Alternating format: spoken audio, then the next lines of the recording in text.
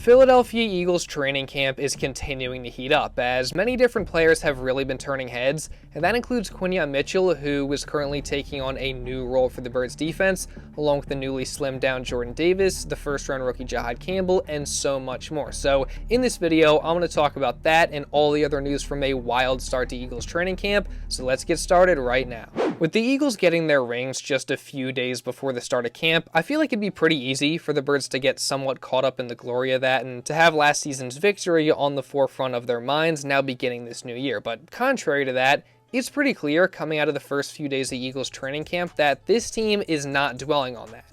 And instead, they are extremely locked in and focused on going on a new journey in 2025. What is it about the word repeat that makes you want to stay away from it? Or, it's a new journey. It's a new journey. It's a new season, and those things are far behind us. The past is behind us, and the future is too far away. So we have to stay present and worry about right now. And this is a new team, a new journey. But ultimately, we're here for the same collective.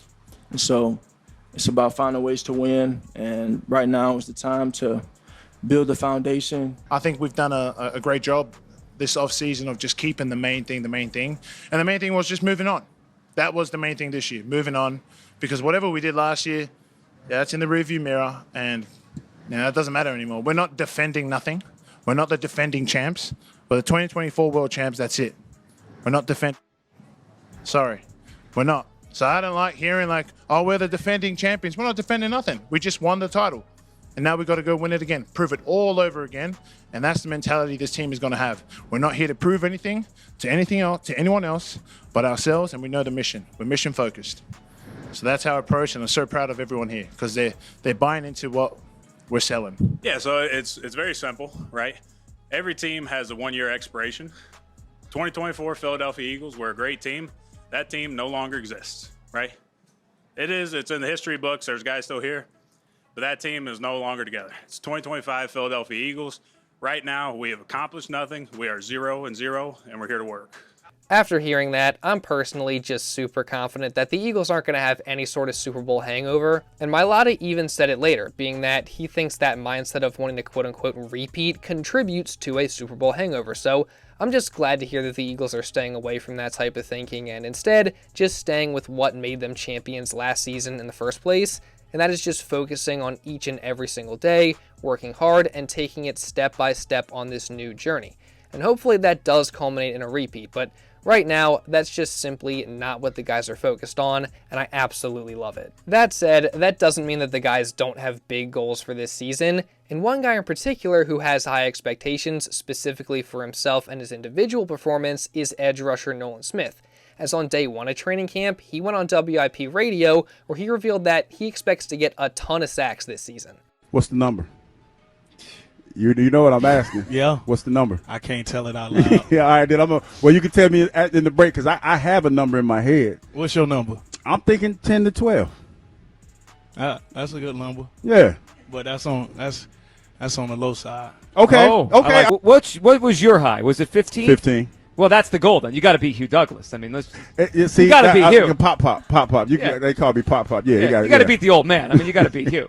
It certainly seems like Nolan Smith is very hungry and motivated to go out there and just have his best year yet. And obviously, he's now the top edge rusher on this team after the Birds had some offseason departures. So they're really going to be relying on him to step up. And if Nolan can get, say, 10, 12, or even somehow those 15 sacks next year, then that'll obviously go a very long way in helping keep this Eagles defense and defensive line elite. And I 100% do believe that Nolan has that in him after what we saw from him last year. So I'm personally just really looking forward to watching his growth and development this season.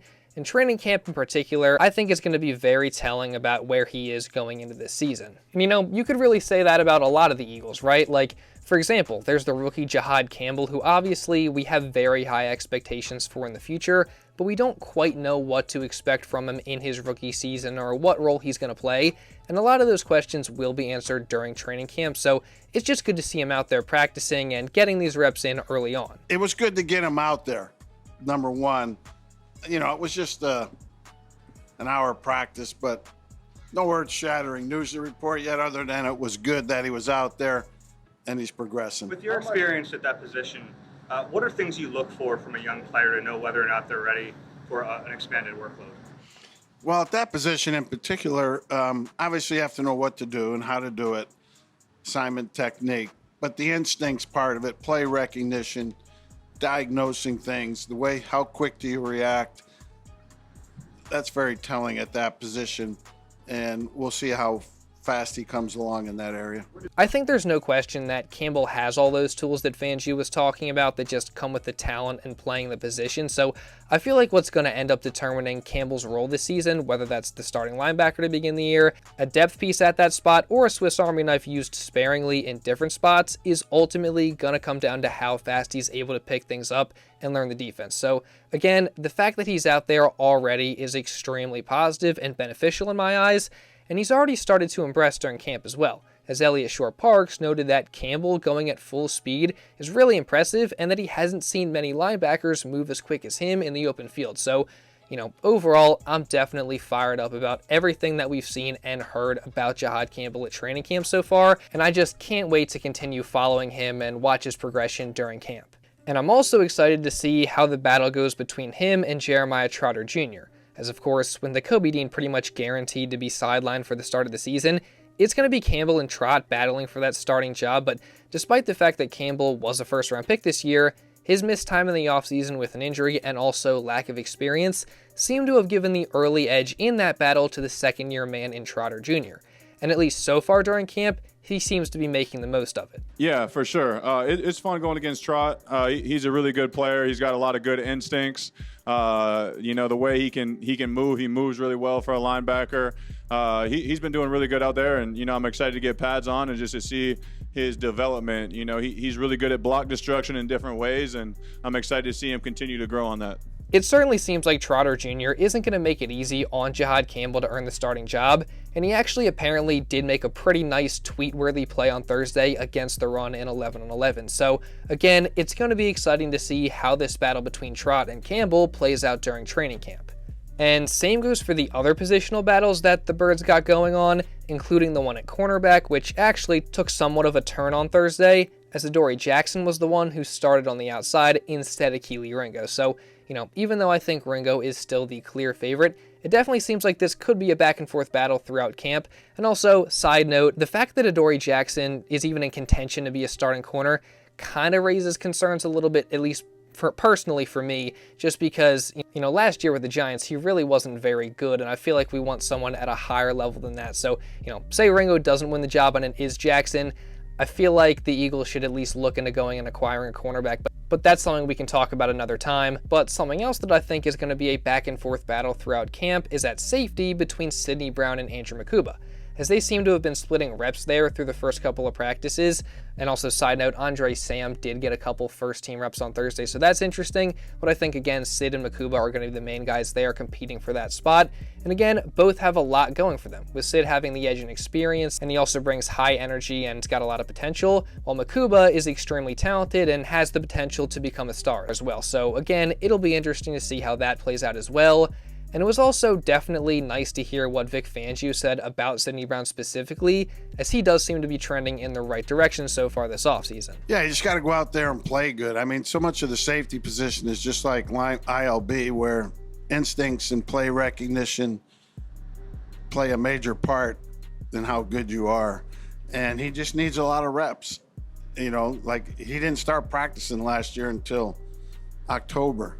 And at that point, you're in game weeks where you don't practice a whole lot. You don't have a lot of reps. So he didn't have a great opportunity last year because of his injury. And hopefully now we'll see exactly what he can do. And he had a good offseason, did well yesterday, and we'll see how he does. Sid is without a doubt one of the players that I'm most interested in watching during this training camp, just because we really don't know too much about him or what he can really be. But again, I just think that battle at safety is going to be super interesting to watch. Now, someone else I'm excited to continue following is defensive tackle Jordan Davis, as again, this is a guy who played his role very well last year in my opinion. He also got significantly better down the stretch of last season, and now he looks ready to have a breakout season, especially since he is coming to training camp in absolutely phenomenal shape. And yes, I know I talked about this yesterday a little bit, But since then, Jordan Davis himself actually spoke on his weight loss in a press conference, and he revealed a lot of important details, including how he expects the weight loss to make him a better player. How much did you lose? I'd say about 26 to be exact, 26. Just adapted to my new body at this new weight and, just kind of feeling it out on the field and stuff like that. And that's not saying that like everything is completely different. I'm still the same Jordan Davis. I'm still going to be that anchor. I'm still going to be that same player. But knowing that with this new weight, I can do a lot more. I can move a lot more, like on passing reps. Like I'm going to be expected to ask of that. And, that's just what's been communicated with me from the top down. And honestly, I'm here for it. I'm ready for it. And I'm just ready to go. I would say that power never left. If anything, I felt like I got stronger over the offseason. That has been a big emphasis. Like, I don't want anybody to think that me being at my biggest is like, taken away from my strength or anything like that. My strength is always going to be there. The weight that they gave me, I feel like I'm completely capable at for playing both the anchor and being a pass rusher. And I just want to be, like they say, quarterback. I just want to be a dual threat. So I don't want to be a one-trick pony. I don't want to be, all that stuff. So I do want to be on the field as much as I can. And whatever's required or whatever's needed of me, I want to be on the field. I don't want to be a player that comes off every second and long, every third down and stuff like that. I want to be able to make those plays and, show the people what I'm capable of because, being a one-trick pony, being a run stopper, an anchor, that's cool and all, but I want to be able to do more. Pass rush moves. Does this weight loss allow you to have more diversity in what you can do? Definitely. It's just allowing my body to be more fluid, allowing myself to move a little faster, my get-offs a little faster, staying low, being in a position where your back doesn't hurt too much because, of that extra weight and stuff like that. It's just a lot more, I just feel a lot more in tune with my body. And, I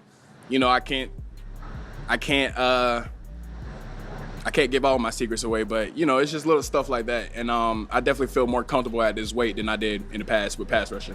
If Jordan Davis can become a better pass rusher and just an overall more productive defensive tackle while also remaining that run-stuffing, overwhelming presence and anchor in the middle of the Birds' defense, then the NFL better watch out. Because again, I already think he was good in his role late last year, so if he can add to that, then that's only going to make him and the Eagles' D-line as a whole even better. So again, I'm just so excited about Jordan Davis going into this season, and I'm excited to see what he can do in a bigger role with, of course, Millen Williams now gone.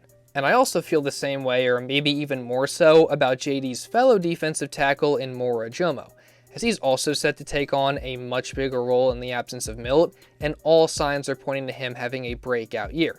Now that includes what he put on tape and his very good analytical numbers in a limited role last season, and also some comments coming from Landon Dickerson after the Birds' last practice. I think Moro has done a tremendous job. I think, obviously, I've got to see him in practice quite a bit. I think maybe he got overshadowed a little bit in the last year or two. Obviously you got guys like Jalen Carter and Jordan Davis out there, but I think that he has done a tremendous job. He comes in every year, he works hard. I think he's a very technical player, he's very good, and he's also playing beside a lot of good players. So, I'm really excited. I think he's going to have a phenomenal year. Personally, again, I think Moro Ojomo is going to have an absolute breakout season this year, so to hear Landon praise him there is definitely exciting, and it only gets me even more fired up to watch his progression.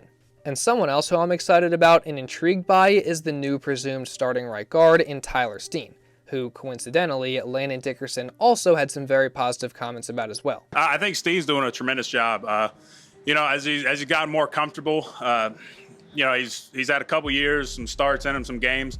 I think he's getting more comfortable now in that position. Obviously, the more you practice, the more you feel comfortable, the better you get. It's definitely good to hear that Steen has been getting more comfortable in that right guard role. And personally, I've said this before, but I do really think he can become a good player in this league, so I'm glad to hear he's already coming along nicely, and I'm excited to see what he can do this season. And I'm also glad to hear that star cornerback Quinyon Mitchell has been coming along nicely as well, playing on both sides of the field. As in case you missed it, Q has been getting reps at both outside cornerback spots during training camp. That way, he's able to shadow the other team's best receiver this season if need be. Well, if we ever get to the point where we want to match him on his particular receiver, he's got to know how to play both sides. If we want to play him at left or versus right, so we'll figure that out on a weekly basis. Personally, I think this is great news and I'm really excited about it. Because last year, when Q matched up against the league's top receivers, he locked pretty much every single one of them down. And while yes, there were and will continue to be instances where he gets beat, that's the case for any quarter, and going up against the best is only going to make him better in the long run. So again, personally, I'm all for it, and I think it's a great idea, and Q seems to be a fan of it too, as he seems to be taking that challenge head on. It certainly does seem like Q's training on both sides is going along very smoothly, and again, I just cannot wait to watch his progression in training camp this season, and just how effective he can be shadowing the opposing team's best receiver. And it also helps that he's going up against some of the league's best wide receivers in practice, and one of them in particular, that being Devonte Smith, had a great day of practice on Thursday, as reporter Tim McManus noted that it was the Devonte Smith show, as he had several awesome plays, including a chunk gain down the left side after finding a soft spot in the zone,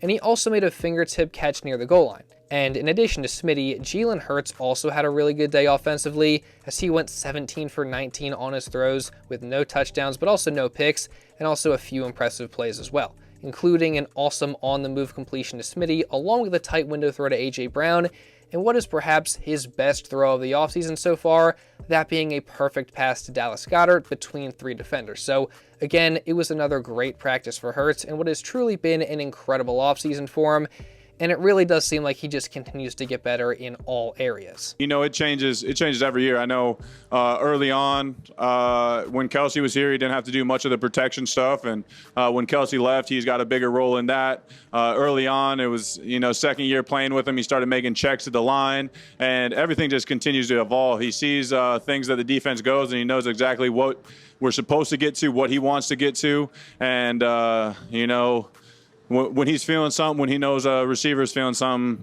he's not afraid to make a call to get them the ball and things like that. So just his knowledge of the game continues to go up, and like it should, every year should get a little bit easier. Overall, it was certainly an exciting practice number 2 of Eagles training camp, so I'm curious to hear your guys' takeaways. What most stood out to you from Thursday's practice? Just give me all your thoughts down in the comments below. And also, while you're at it, make sure you guys subscribe and you turn on notifications. That way you don't miss any Eagles coverage throughout all of training camp and going into the regular season. Again, you're not going to want to miss anything, so make sure you subscribe, turn on notifications, and also drop a like down below to show some support, because it really does help me out a ton. See if we can get to at least 500 likes today. And also, if you want to watch another Eagles video going over practice number 1 at training camp, then check this out right here. And now with all that being said, that's pretty much all I got for this one, guys. So thank you all so much for watching, and I'll see you in the next video.